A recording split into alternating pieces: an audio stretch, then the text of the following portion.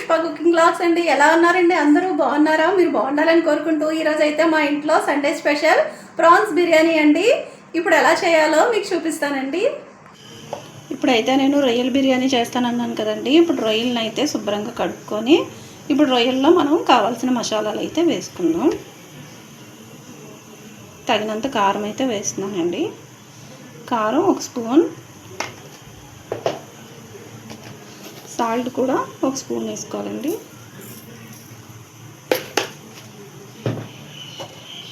Next ధనియాల పొడి,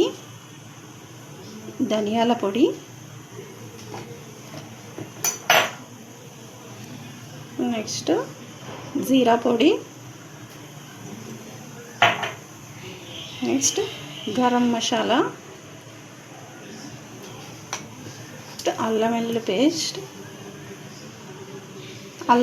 నేను ఒక్క స్పూన్ వేస్తున్నానండి. ఎందుకంటే ఆల్రెడీ బిర్యానీలో కూడా వేయాలి కదా, అందుకనే ఇవన్నీ వేసి మనం నెక్స్ట్ మిరియాల పొడి కూడా కొంచెం లైట్గా వేసుకున్నాం. మిరియాల పొడి ఎక్కువ కాదు, జస్ట్ 1/2 టీ స్పూన్. ఇప్పుడైతే అన్నీ వేస్తాను కదండి. ఇప్పుడైతే చేత్తోనైతే కలిపేసుకొని ఒక 1/2 అవర్ మ్యారినేట్ చేసుకున్నామండి.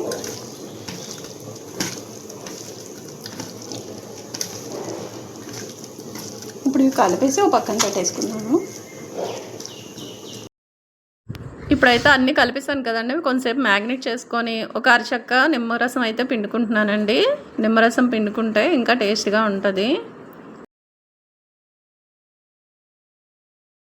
ఓకే అండి, ఇప్పుడైతే రొయ్యల బిర్యానీకి కావాల్సినవన్నీ నేను రొయ్యల్లో అన్నీ మ్యాగ్నేట్ చేసి పెట్టాను కదా. ఇప్పుడైతే మనం బిర్యానీ అయితే స్టార్ట్ చేద్దామండి. ఇప్పుడు నేను స్టవ్ మీద అయితే డేక్సే పెట్టాను. ఇప్పుడు ఈ డేక్షాలో నెయ్యి అయితే వేసుకుంటున్నాను. నెయ్యి అయితే 1 స్పూన్ అయితే వేసుకుందాం. 1 స్పూన్ నెయ్యి వేసుకొని దీంట్లోని ఆయిల్ అయితే వేసుకుందామండి. ఆయిల్ ఒక 2-3 స్పూన్స్ అయితే వేసుకుంటే 2-3 స్పూన్స్ అయితే ఆయిల్ అయితే వేసుకున్నాను.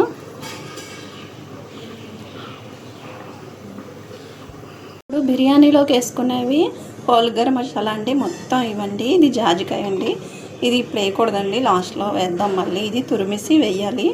ఇవైతే ఇప్పుడు మనము వేసేసుకుందాము. ఇప్పుడైతే హోల్ గరం మసాలా అయితే వేసేసుకుందామండి. దీంట్లో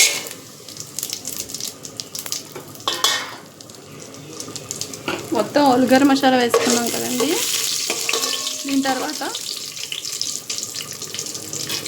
దీని తర్వాత ఉల్లిపాయ పచ్చిమిర్చి అయితే వేస్తున్నానండి. ఉల్లిపాయ పచ్చిమిర్చి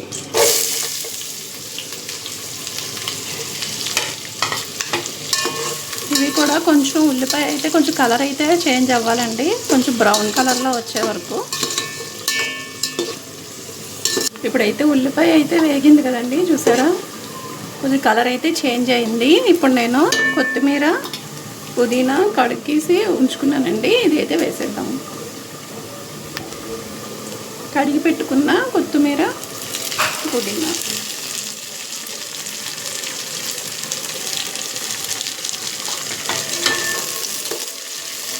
దీని తర్వాత అల్లం వెల్లుల్లి పేస్ట్ కూడా వేసేసుకున్నానండి.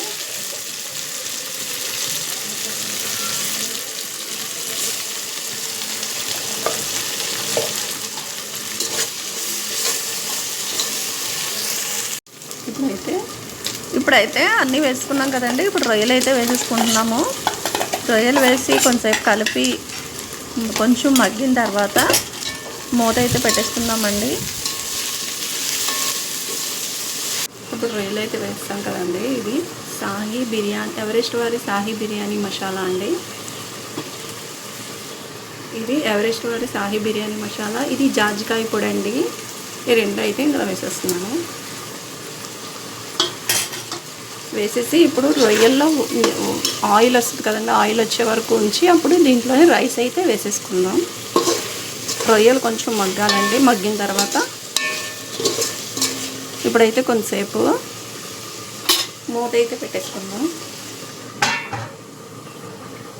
అయితే వేగిందో లేదో చూద్దామండి. చూసారా ఆయిల్ అయితే పైకి వచ్చింది. రొయ్యల్లో ఆయిల్ అయితే పైకి వచ్చిందండి. ఇప్పుడైతే రైస్ వేసేద్దాం దీంట్లోని. రైస్ వేసుకున్నానండి.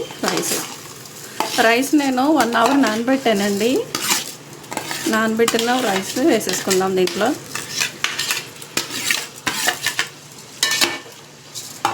ఇది కొంతసేపు ఇలా కలిపి ఒక 5 మినిట్స్ ఉంచాక అప్పుడు వాటర్ వేసేసుకుందాం దీంట్లో.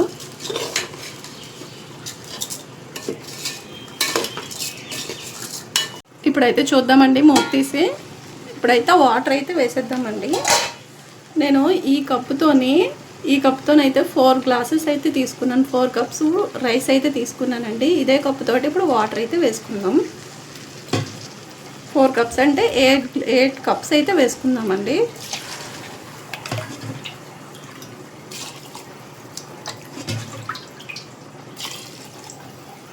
ఇప్పుడైతే వాటర్ అయితే వేసేసాం కదండి. ఇప్పుడు సాల్ట్ అయితే వేసుకుందాం. ఆల్రెడీ మనం రొయ్యలు మ్యాగ్నేట్ చేసేటప్పుడు సాల్ట్ అయితే వేసుకున్నాం కదా. దీనికి సరిపోయే సాల్ట్ అయితే వేద్దాం.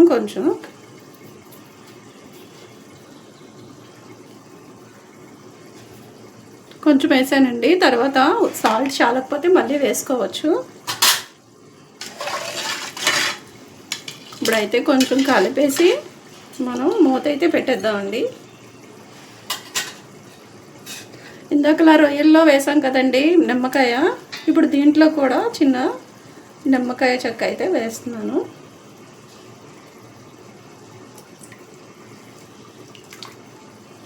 అంటే అన్నము పొడి పొడిగా రావడం కోసం ఇలా లెమన్ అయితే వేసుకుంటున్నానండి.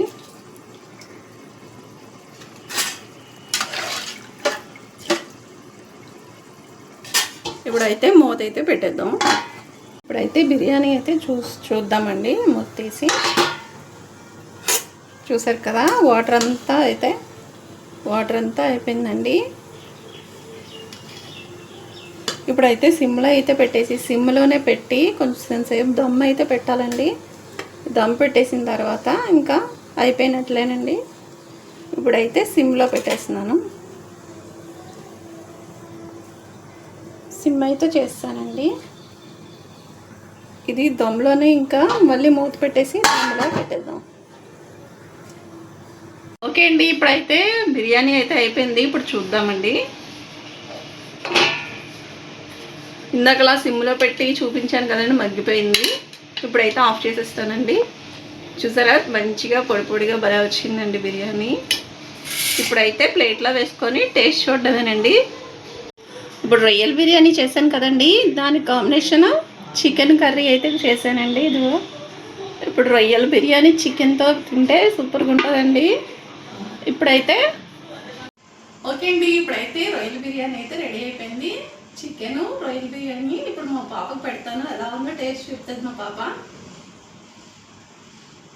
ముందుగా రొయ్యల బిర్యానీ అయితే పెడుతున్నాను మా పాపకి. ఎలా ఉంది? ఎలా సూపర్. చూసారు కదా మా పాప కూడా. నేను కూడా తిని చెప్తానండి మీకు.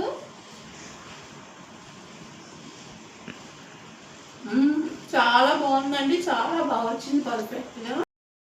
ఓకే అండి, చూసారు కదా ఈరోజు మా సండే స్పెషల్ రొయ్యల బిర్యానీ అయితే చాలా బాగా కుదిరిందండి. చాలా బాగా వచ్చింది. మా పిల్లలకైతే బాగా నచ్చిందండి. మీరు కూడా ఇంట్లో ట్రై చేయండి. అవునండి, నేను చెప్పడం మర్చిపోయాను. నేనైతే ఇది బాస్మతి రైస్తో అయితే చేయలేదండి, మనం ఇంట్లో వాడుకునే రైస్తోనైతే చేశానండి. కానీ చాలా బాగా వచ్చిందండి. మీరు ఇంట్లో ట్రై చేయండి. ఓకే అండి, ఈ వీడియో కానీ మీకు నచ్చితే లైక్, షేర్, సబ్స్క్రైబ్ అయితే చేయడం మర్చిపోకండి. Okay friends, bye. మరిన్ని వీడియోస్తో మళ్ళీ కలుద్దాం. Bye friends.